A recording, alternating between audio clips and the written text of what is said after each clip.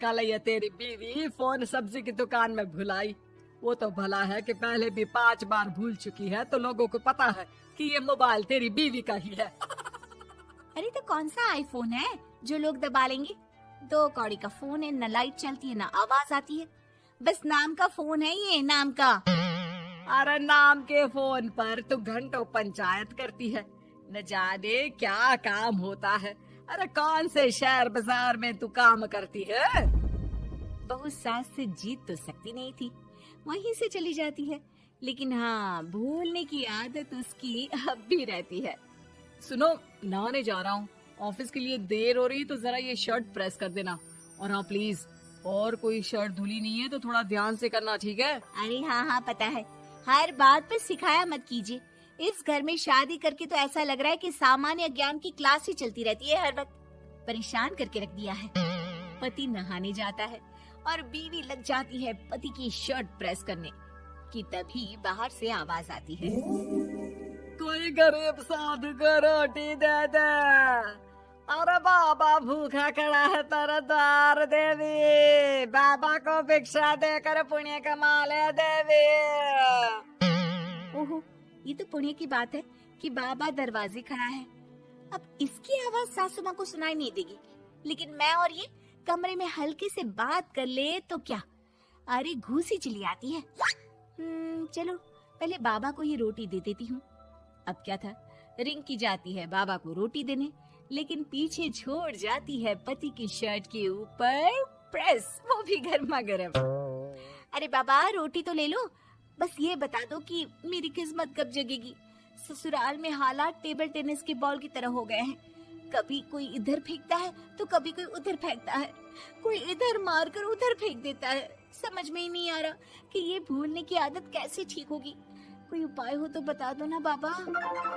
बाबा घर के अंदर देखते हैं तो 1 घंटे बाद टीवी पर गजनी फिल्म शुरू होने वाली होती है। याद है ना, गजनी फिल्म जिसमें आमिर खान को भूलने की बीमारी होती है और वो हर बात को लिख कर याद रखता है। अरे बेटे, हम बाबा हैं, हर किसी सवाल और जीवन में दुख परेशानी का निजात है हमारे पास। तुम एक काम करो, 1 घंटे बाद टेलीविजन के सामने बैठ जाना और जो फिल्म देख रही हो ना देख लेना, तुम्हें तुम्हारे सारे सवालों के जवाब मिल जाएंगे। अलग निरंजन, निकालो खाना, सलाह देने की दक्षिणा भी। अरे बाबा, जीवन से ये वाली समस्या खत्म हो जाए तो समझिए मेरे घर से आपका लंच पैक शुरू, वो भी बिल्कुल फ्री में। तभी अंदर से पति के जोर जोर से चीखने की आवाज आती है। अरे क्या मजाक बना रखा है तुमने? ये क्या है, पूरी शर्ट जला दी। तंग आ गया हूँ मैं तुम्हारी भूलने की आदत से। हे भगवान, ये मेरा गधा जैसा बेटा सारा दिन जितनी कमाई नहीं करता उतना तो ये लड़की नुकसान करवा देती है। बाबा, लग रहा है कि कोई कांड हो गया है अंदर मुझसे। अच्छा मैं ना 1 घंटे बाद बैठ जाऊंगी फिल्म देखने, विदा लीजिए अब तो आप।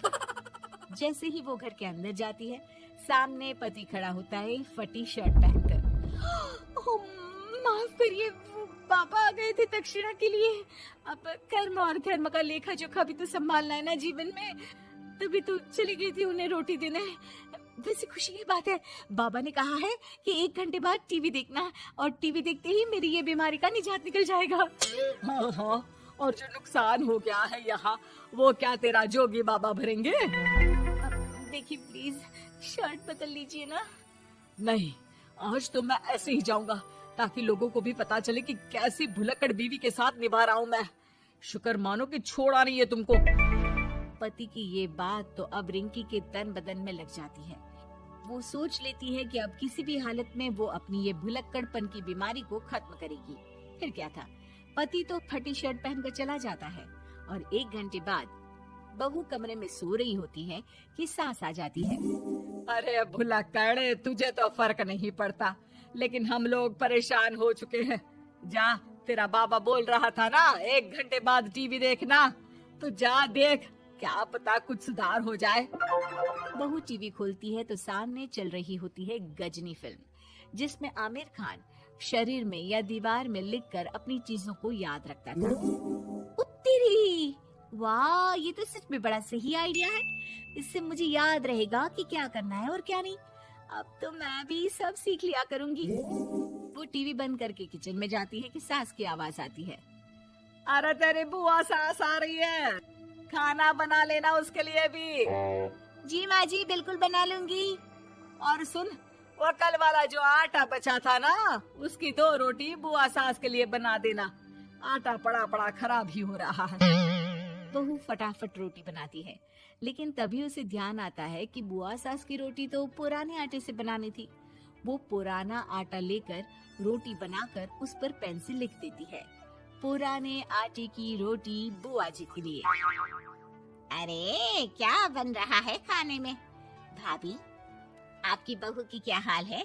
भूलने की बीमारी कम हुई या ऐसे ही तबाही मचा रखी है? अरे क्या बताए, अब आज किसी बाबा से उपाय पता किया है, देखो जरा। भाभी, ये आप ही हो जो संभाल रही हो ऐसी बहू। हम लोगों से तो पता नहीं हो पाता या नहीं। तभी वहाँ बहू आ जाती है। हाँ, तभी तो मैं इनकी बहू हूँ, आपकी नहीं। वैसे मैंने तोड़ निकाल लिया है। अब क्या था, बुआ सास जैसे ही खाना खाने बैठती है कि सास बोल पड़ती है। बहू, याद तो होगा नहीं जो बोला था? याद करो, बुआ के लिए कौन सी रोटी बनानी है, कहा था ना मैंने। जी, सब याद है, सब कुछ। ये लीजिए। लेकिन जैसे ही बुआ सास की रोटी उनकी प्लेट में आती है, वो जोर जोर से चिल्लाने लगती है। अच्छा, तो ये टोटका बताया है तेरे बाबा ने, जो कुछ भूलो लिख लो, क्यों? बहू को लगता है कि बुआ सास तारीफ कर रही है। अब क्या करे, याद रखने के लिए कुछ न कुछ तो करना होगा ना, वरना रोज रोज ताने बोलियां खा खा कर तो मैं परेशान हो गई थी। तो क्या कहा तेरी सास ने? बासी आटे की रोटी बुआ सास के लिए? है? बाबा, अरे हाय, कैसी बात कर रही हो ननद रानी, मैं ऐसा क्यों बोलूंगी? ऐसे आपको कैसे पता चला? क्योंकि तेरी भुलक्कड़ बहू ने ये लिखा है।